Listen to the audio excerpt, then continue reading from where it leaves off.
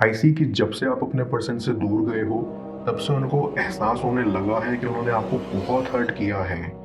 जाने अनजाने में नहीं, बल्कि जानबूझकर भी आपकी फीलिंग्स को नज़रअंदाज करा है और ये सोचकर उनको बहुत बुरा लग रहा है।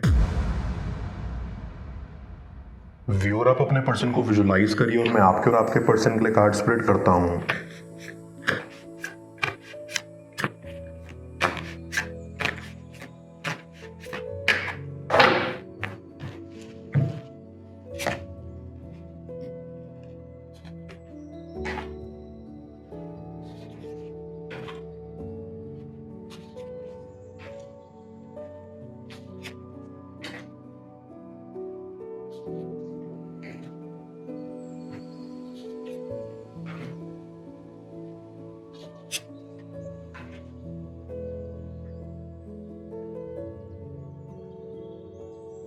आई सी कि आपके पर्सन ने आपको बहुत हर्ट किया है और उनकी वजह से कनेक्शन खराब हुआ है।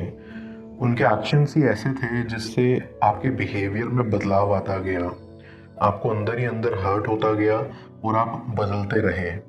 और हैरान और परेशान होने वाली बात तो ये है कि वो आपको ही ब्लेम करते रहे इस कनेक्शन के खराब होने में।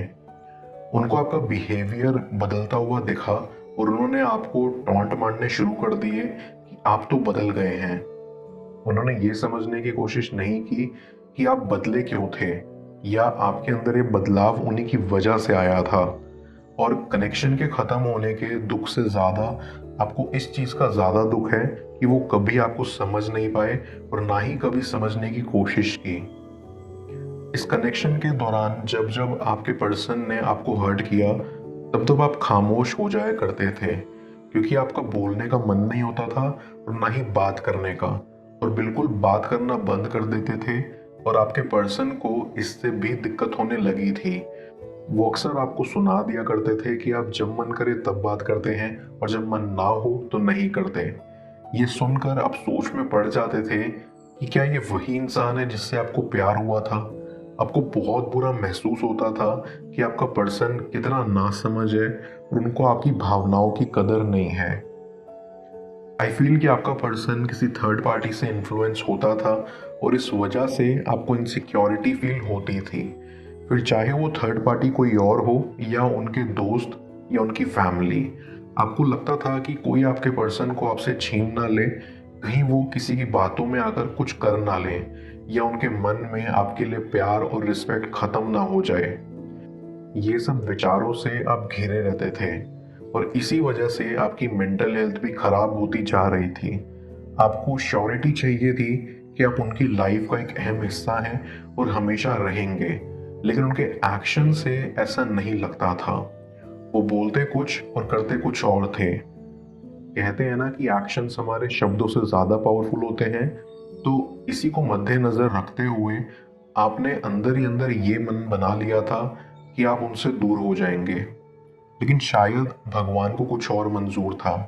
आपके मन में वो दूर जाने वाली भावना हमेशा के लिए टिकी नहीं, क्योंकि आप हमेशा अपने पर्सन का अच्छा चाहते थे।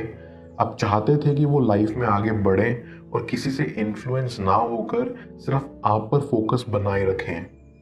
आपको उनकी बहुत परवाह थी और कभी कभी आप बहुत ज़्यादा डर जाया करते थे कि जब कभी वो आपका कॉल नहीं उठाते थे या घर देर से पहुंचते थे, आप अक्सर हड़बड़ाहट में आकर उनके दोस्तों को कॉल मिला दिया करते थे कि कहीं आपको कुछ हुआ तो नहीं, आप ठीक तो है ना। माना कि आपकी परवाह बहुत सच्ची थी, लेकिन आपके पर्सन को ये भी रास नहीं आई। उनको प्रॉब्लम होने लगी थी कि आप उनके दोस्तों को कॉल क्यों कर रहे हैं। उनको ऐसा लगता था कि आप उन्हें एक दूध पीता बच्चा समझते हैं, जो कि वो नहीं है। लेकिन आपकी इंतज़ार की पीड़ा वो जान नहीं पाए और फिर आपको ऐसा लगने लगा कि आप बेफालतू में ही उनकी इतनी फिक्र करते हैं। फिक्र करना बंद कर देना चाहिए। लेकिन आज भी आप उनकी फिक्र करते हैं, अफसोस उनको पता नहीं। ऐसी धीरे धीरे चीज़ें और ख़राब होती गई। आपके पर्सन को कई चीज़ों का लाइफ में एडिक्शन भी था। वो अक्सर अपने एडिक्शन में ही रहते थे और आप हमेशा उनको उस एडिक्शन से रोकते थे, लेकिन वो आपकी बात नहीं सुनते थे। आपको बहुत बुरा महसूस होता था। आपको ऐसे लगने लगा था कि आपकी इम्पोर्टेंस उनकी लाइफ से होती जा रही है और आप ये नहीं देख पा रहे थे। या तो आप चाहते थे कि वो अपने आप को बदल लें या आप उनसे दूर चले जाएं। आई कैन सेंस कि आप अकेले में रोते थे क्योंकि आपके ऊपर घर की रिस्पॉन्सिबिलिटी थी, तो आपको लगता था कि आपको किसी को परेशान भी नहीं करना है। आपके ऊपर बहुत जिम्मेदारियां थी और आप उनको बहुत बखूबी तरह से निभा रहे थे, बिना किसी को ये आभास दिलाए कि आप अंदर ही अंदर कितने टूटे जा रहे हैं। इवन आपके पर्सन को कभी ये नहीं पता लग पाया कि आप अकेले में रोते हो, और अगर आप उनके सामने रोते भी थे तो भी उनको कोई फर्क नहीं पड़ता था। उनको सिर्फ अपने फ्रेंड्स की पड़ी थी। आई सी आप काफी स्ट्रॉन्ग नेचर के हो and I respect that. I sense कि फिर कुछ समय बाद आप उनसे दूर चले गए और आप अभी उनसे अलग हो। ये सेपरेशन जरूरी भी था आप दोनों के लिए, ताकि आपको अपने लिए वक्त मिल सके, आप अपने जख्म भर सको और थोड़ा ब्रेक ले सको, और आपके पर्सन को ये रियलाइज करने के लिए कि उन्होंने कितनी बड़ी गलती की है और वो कितने बड़े नासमझ रहे हैं। ये सिर्फ जब इंसान एक दूसरे से दूर हो तो ही जान सकता है, क्योंकि दूरियों के बढ़ने से ही प्यार भी बढ़ता है। आपको उम्मीद भी है कि आपका पर्सन आपसे माफ़ी मांगने आएगा, लेकिन दूसरी साइड आप अपने आप से भी लड़ते रहते हैं कि आपको उनको अपनी ज़िंदगी में वापस लाना है या नहीं। आप अंदर से ये भी जानते हैं कि आपकी नाराज़गी कुछ वक्त की है, जब तक आपकी फ्रस्ट्रेशन उतर नहीं जाती, क्योंकि आप अभी उनके लिए फील करते हो और चाहते हो कि उनके मन में आपके लिए जो प्यार कहीं खो गया था वो वापस आ जाए और वो आपकी वैल्यू समझ पाए। मैं कार्ड्स को क्लैरिफाई करता हूँ, तब तक आप प्रॉपर एनर्जी एक्सचेंज के लिए इस रीडिंग को लाइक कर दें, और पर्सनल रीडिंग के लिए आप मुझे ऊपर दिख रहे व्हाट्सएप नंबर पर अप्रोच कर सकते हैं।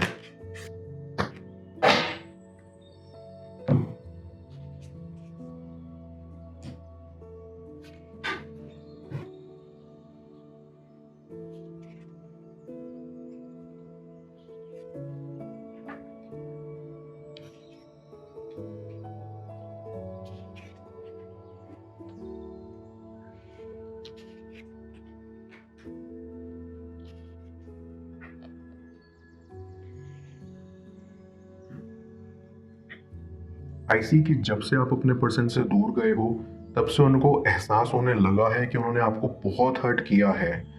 जाने अनजाने में नहीं, बल्कि जानबूझकर भी आपकी फीलिंग्स को नज़रअंदाज करा है, और ये सोचकर उनको बहुत बुरा लग रहा है।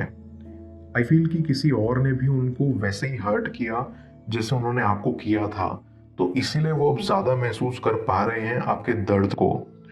उनको तो ये भी नहीं मालूम कि अभी आप कहाँ और किस हालत में हैं, और वो जानना चाहते हैं कि क्या आप ठीक हैं, और ये शायद वो अपने किसी दोस्त के जरिए पता लगाने की कोशिश कर सकते हैं।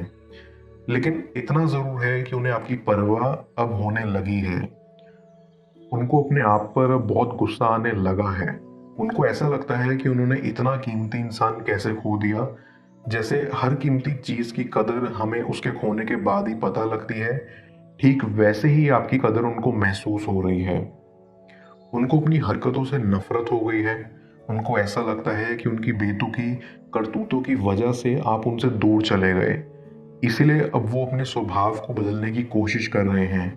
उन्होंने अपना एडिक्शन भी कम कर दिया है। अब वो धार्मिक कार्यों में रुचि लेने लग गए हैं और स्पिरिचुअल जगहों पर विजिट करते हैं। अब उनकी बेताबी आपको मिलने की बहुत बढ़ रही है, और वो चाहते हैं कि आपसे जल्द मुलाकात हो। आई फील उन्होंने अपने आप को काफी बदल लिया है।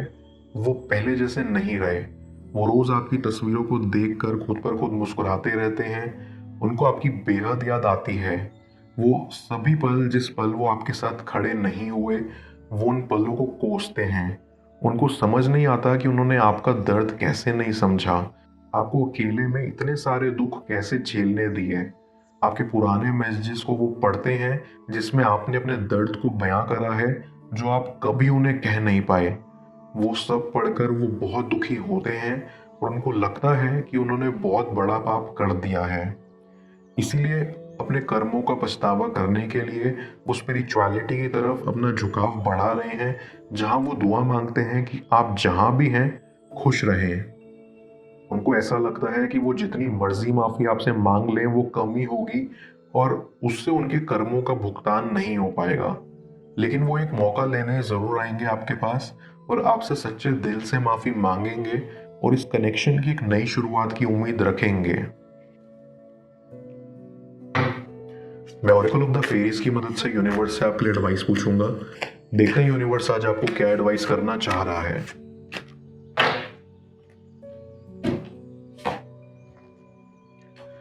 Wish wisely. ये फेरी आपको गाइड करना चाहती है कि सब कुछ मैनिफेस्ट करने के बजाय आपको स्पेसिफिकली सिर्फ एक चीज मैनिफेस्ट करने पर फोकस करना चाहिए जो कि आपके दिल के सबसे करीब है और सबसे इम्पोर्टेंट है। आपको अपनी विशेस एक वाइज पर्सन की तरह चुननी है और उस विश को मैनिफेस्ट करने के साथ साथ उस डायरेक्शन में प्रैक्टिकल कदम भी बढ़ाना है ताकि यूनिवर्स उस चीज को नोटिस कर पाए।